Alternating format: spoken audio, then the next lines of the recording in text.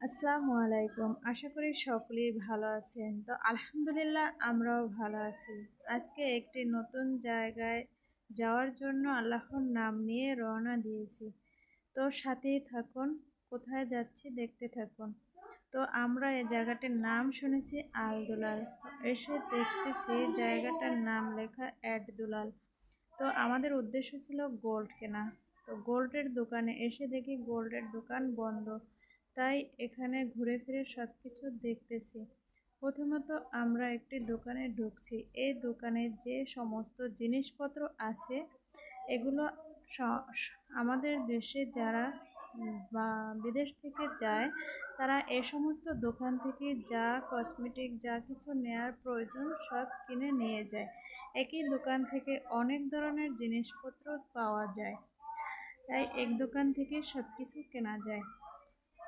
যাই হোক, আমাদের ঘুরতে ঘুরতে খিদে পেয়েছে, তাই আমরা এই দোকানের ঘোরা শেষ করে সম্ভবত প্রথমত খাবারের সন্ধানে যাব, দেখি কোথাও কোনো খাবার পাওয়া যাচ্ছে কিনা। এখনো আমার সাথে যারা আছে তাদের দেখা শেষ হয়নি, তাদের দেখা শেষ হলেই আমরা খাবারের সন্ধানে যাব। তো আমরা খাবারের সন্ধানে নেমেছি। প্রথমত রুটির দোকানে গিয়েছি। তো রুটির দোকানে গিয়ে দেখতে পেলাম এখানেই রুটি তৈরি হচ্ছে, এখানে রুটি বিক্রি করা হচ্ছে। তো আমি রুটি খাবো, বাট আমার সাথের লোকজন রুটি খাবে না, তাই আমরা ফলের দোকানে চলে এসেছি। একজনে ফল খাবে, তাই ফল কিনে নিলাম। আর একজনে ফল খাবে না, তাই অন্য খাবারের সন্ধানে এসেছি। অন্য কি খাবার পাওয়া যায় দেখা যাক। তো হাঁটতে হাঁটতে সামনে অনেক কিছুই দেখতে পেলাম। তো এখানে এসে দেখলাম আমাদের বাংলাদেশি আপারা এখানে বিজনেস করছে।